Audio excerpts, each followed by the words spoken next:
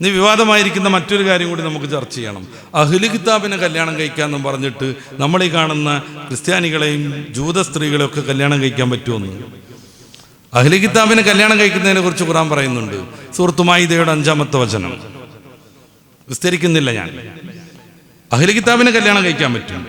ഈ അഹ്ലു കിതാബിനെ കല്യാണം കഴിക്കുന്നത് എങ്ങനെയാണ്? അഹ്ലു കിതാബാന്ന് പറഞ്ഞ് കണ്ട ക്രിസ്ത്യാനിയൊക്കെ നമുക്ക് കല്യാണം കഴിക്കാൻ പറ്റുമോ? ഒരിക്കലും പാടില്ല. അതിന് പ്രത്യേകമായ ചില നിബന്ധനകളുണ്ട്.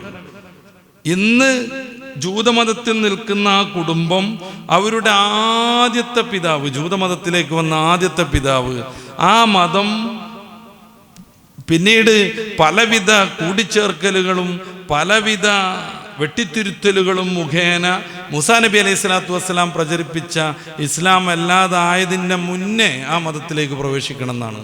ഫത്തുൽ മുഈനിലും അനുബന്ധമായി ആനത്തിലുമൊക്കെ അത് വിശദീകരിക്കുന്നുണ്ട്. എൻ്റെ മുന്നിൽ ഇബാറത്തുകളുണ്ട്, ഞാൻ സമയമെടുക്കുന്നില്ല. എന്നിട്ട് ആ പരമ്പര ഇങ്ങനെ പോരണം. ജൂതമതത്തിൻ്റെ ഒരു പ്രത്യേകത, അതിലേക്ക് വേറൊരാൾക്ക് കയറിക്കൂടാൻ പറ്റൂല എന്നുള്ളതാണ്. പിന്നെ ബനൂ ഇസ്രായേലിൽ ഇങ്ങനെ ജനിച്ച് പരമ്പരയായി പോരുന്നവർ മാത്രമാണ് ജൂതന്മാർ. ഈ ജൂതമതത്തിലേക്ക് ആദ്യം, അതായത് മൂസാ അലൈഹി സ്വലാത്തു വസ്സലാമിൻ്റെ മതം പറഞ്ഞല്ലോ, പിന്നീട് തഗയ്യുറായി, പിന്നീട് പല പ്രശ്നങ്ങളുണ്ടായി. അതൊക്കെ ആവുന്നതിൻ്റെ മുമ്പ് ആ മതത്തിൽ കടന്നവരുടെ പിൽക്കാല തലമുറയെ മാത്രമേ നമുക്ക് കല്യാണം കഴിക്കാൻ പറ്റുള്ളൂ എന്ന്.